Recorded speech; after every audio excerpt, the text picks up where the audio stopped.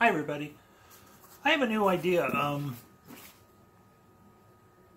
Looking at some of my videos, I see some really fantastic comments from people, and it occurs to me that we are this vast source of knowledge.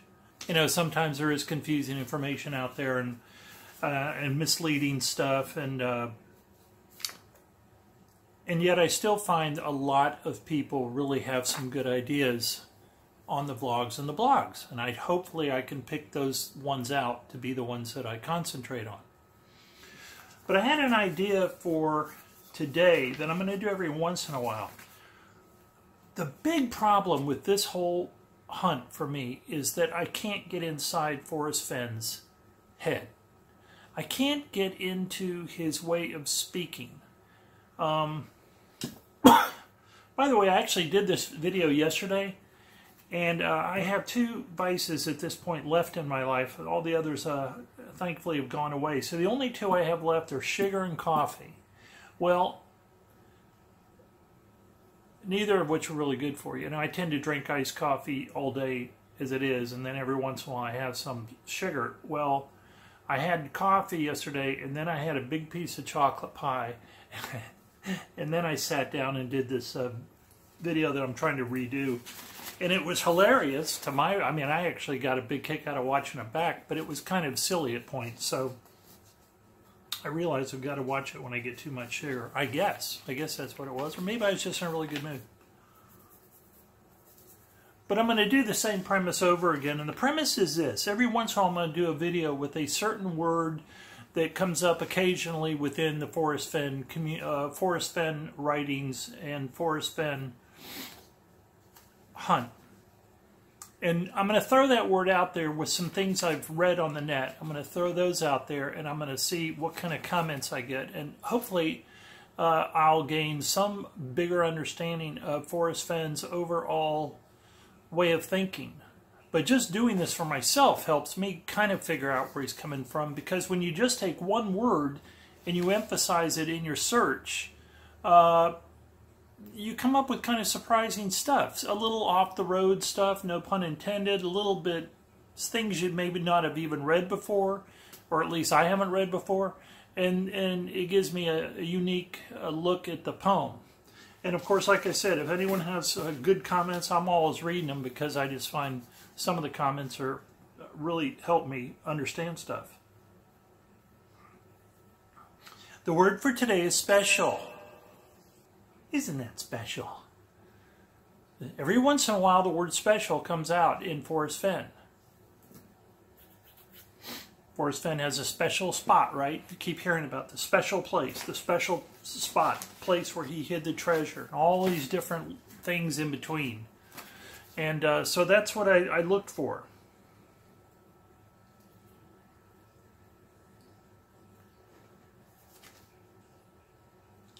All right. Today's word. The Forrest Fenn Treasure Hunt word for today is special. I'm going to give sources when possible. I'm not overly worried about it. All of this knowledge, it's been out there. And if I don't have a source, I'm just going to say, well, here's a quote I read, or here's something I read. This is from Mysterious Writings in 2016. Jenny Kyle says to Forrest Fenn, "You have commented many times your chest of gold is hidden somewhere special to you. That the moment you thought about hiding the chest, you knew right where you were going to conceal it.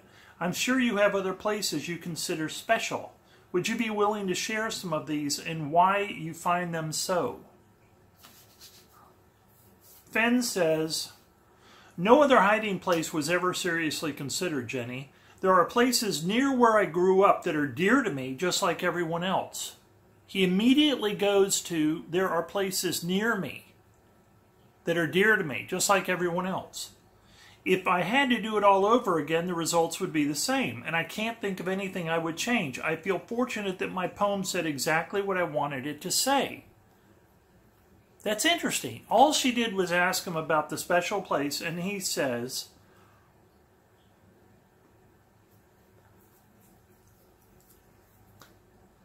there are places near me that are dear to me. just like everyone else.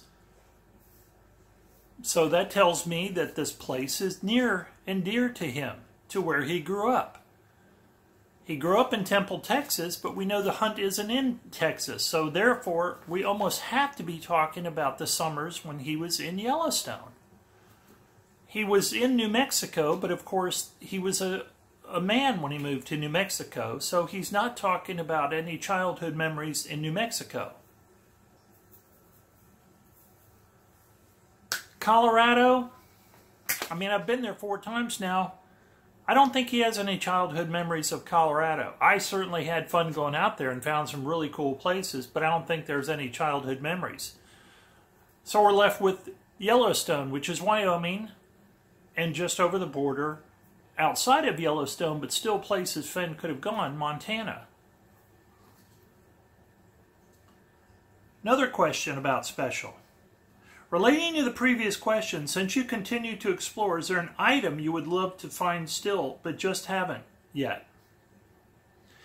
Fenn says, there are so many bits of history that I would like to find. A Clovis point between the ribs of a mammoth? That's cool. A letter written by my father to my mother before they were married? That would be really cool, wouldn't it, to just get an insight into what your parents were like before you met them? Met them. Before... Hi, how do you do? I'm your new baby. Before they had you? I just think that'd be really super cool. That's what I say about this guy. Fenn is he is a smart guy. He's a smart guy. What great answers. And I know sometimes I think Fenn kind of reminds me of Abraham Lincoln. You know, Abraham Lincoln was always the center of attention, people said, when he was at parties and get-togethers. When he was a lawyer, when he was a senator, and even when he was the president. Here he was, this tall, gangly, awkward guy, and yet always the center of attention.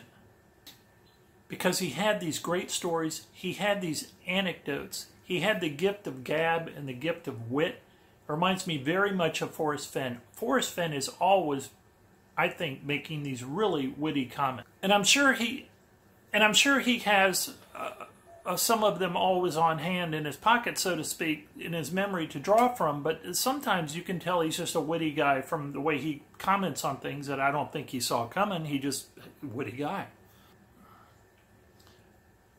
So he says, bits of histories I would like to find.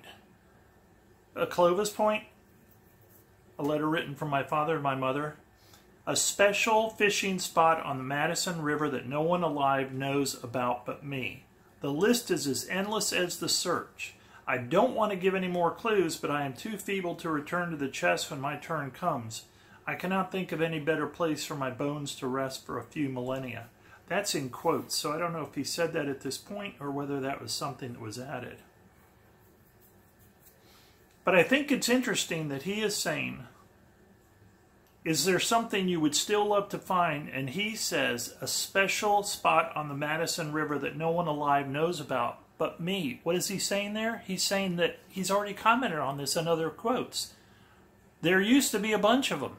They're all gone.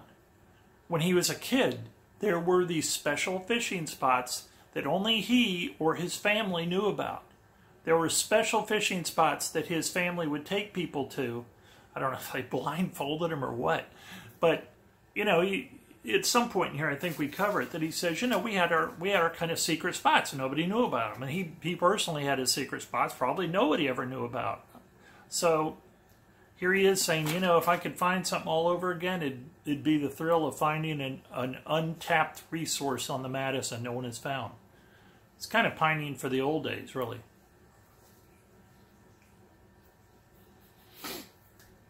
Jenny says in August of 2016, Mr. Fenn, you have been quoted as saying the treasure chest is hidden in a very special place.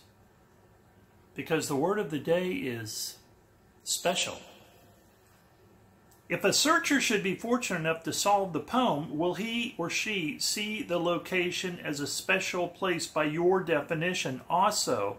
Or will your reasoning be forever known only to you? Boy, that is really something I'd like to know. I mean, are we or me, Are we going to know when we're in the special place? Or is it going to be some really unique thing? Or is it going to look like any other place to us?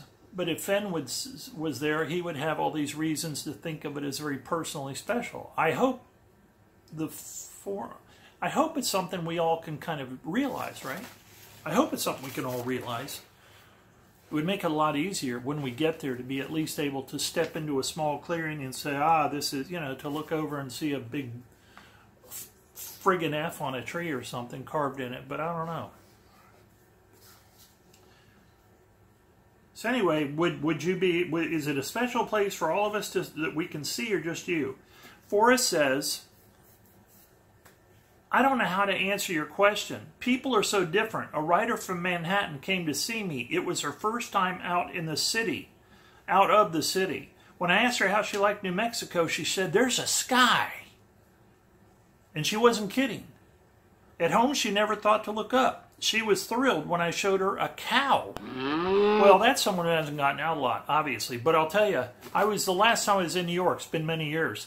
I was here with my brother-in-law and my nephew-in-law. And my brother-in-law grew up in Jersey, so it's old news to him. But my nephew-in-law was transplanted at that point to New York. Anyway, we go out of a restaurant, and I said, what a gloomy, overcast day it's been. And they're like, huh? I said, it's just all day. It's been just kind of gloomy. And my nephew-in-law goes, Eric, no. He goes, look way up at the sky. And I look way up there, and you can see it's just a regular day, sunlight, sun shines out. But of course, in these canyons of New York's buildings, it was just kind of shadow effect. And so I know what she's talking about. If you live in New York City, you don't see this. I'm not talking about Bronx or out in the borough where you kind of almost suburban. But if you're down in the downtown area, it's pretty, yeah. Here's August 20th, 2016. Here's Fenn responding to someone, I don't know who it is, don't care. But it's him talking about the word of the day, which is special. I think it would take time for full understanding of the specialness of the spot. Even when I had been around many trees, I find this a weird one. He's talking about the specialness of the spot where he buried the treasure. The special spot he'd love to go back to and die on, even. It's that much of a special place to him. I think it would take time for full understanding of the specialness of the spot. Even when I had been around many trees and forests and pets and cows, I find that being closer to it all is in a way invading their space. With each chapter in life comes a different view and appreciation of the world around us. I love horses and would want to be close to them. Cows? I would have the writer's response, I guess. They're always nice to see down the country road, but I don't feel comfortable with them crossing my front lawn. I find this very strange. Almost to the point of I don't even know what he's talking about, but that happens with me a lot. I mean, seriously. Sometimes I have to read things twice, because when I'm talking to you, for instance, if we were sitting having a cup of coffee, we'd relate to each other, and I'd kind of get your gist of talking, and you'd get my gist of talking, and maybe after a couple of minutes, we'd even get a rudimentary sense of our senses of humor, whether one person's sarcastic, and how to kind of take each other. But when I'm reading some of these quotes, I have to read them 2-3 times to even understand what people are saying, because they just come from such a different spot. And, I'm even kind of smirking at that, what I just said, a different spot. It goes to something that happened yesterday. I misread a quote, and a guy was talking about, Fenn was talking about someone put him on the spot, and I thought that meant the person was directing him to literally a spot. And then I realized, no, he meant he was putting him under pressure, put him on the spot. No, see what I mean? Because I was thinking in terms of spot, the special spot. So back to what Fenn's saying about the specialness of the place. Suddenly we're talking animals. I'd like to be close to horses. Cows, I would have the writer's response. I don't want them walking through my front lawn. I think if the poem is figured out, that the person will eventually understand the specialness of the spot. To figure out the poem requires a deep understanding of the architect, and that would eventually lead to an understanding of the spot. My spot is now special to me for a number of reasons, including the seasons, and of course because the gold is there. So he's saying, I'm looking back, what does he first say? He says, well, it'd be cool, you know, why is it special to me? A special place for me, I'd like to have horses near me. And not cows, specifically, even though he had Bessie, was his good cow that he loved as a child, Bessie the cow. So no longer is he talking about, I guess Bessie was a singular animal to love as opposed to cows in general. But this is the part that I'm kind of talking about, folks, and this is why I'm going to do these Word of the Days, because I have to get a little bit inside Forrest Fenn's head, and if I get comments that help me figure out how the architect thinks, because I pick certain words and kind of, we do this almost Rorschach test approach to this instead of the usual logistic, I think we need to go down this road and take a right and go another 20 miles and all that. That all has its place. That all is very necessary, but I really am trying to get inside the head of Forrest Fenn, and it's not easy. He's a very smart guy. He's a very idiosyncratic guy. He has a very idiosyncratic way of speaking, sometimes almost a formal way of speaking, like the Old West. If you ever go back, I don't know if anyone saw, this has a point. I don't know if anyone ever saw the movie Rooster, was it Rooster Cogburn? It was the one with the one about the girl who goes and hires the drunk sheriff to go after the guy that killed her family. Is that Rooster Cogburn? Yeah. Well, a lot of that script, who did that have in it? Jeff Bridges? Is that his name? Jeff Bridges? I don't know. I'll put it up if I need to. But a lot of that script seemed to be taken from the book, and they speak in this formal kind of language, and Fenn, in my opinion, kind of does that sometimes. This unusually formal language, phrases he uses. But anyway. So here we have a number of clues there about why it is special. He wants it. He'd love horses and would want them to be close to him. Not cows. If the poem is figured out, the person will eventually understand the specialness of the spot. To figure out the poem requires a deep understanding of the architect, Fenn, and that would eventually lead to an understanding of the spot. This is exactly what I'm talking about. You've got to understand Forrest Fenn to even understand the poem. I mean, of course you do. You have to. This is a very cryptic poem. It's a very, I mean, as people have said, this thing is unsolvable in a certain way. Excuse me, why? Whew, man. It's very warm in here. I've got the damn doors open because I let my cats out for about 5 hours in the morning just so they can mark their territory and feel good about themselves. And I suffer.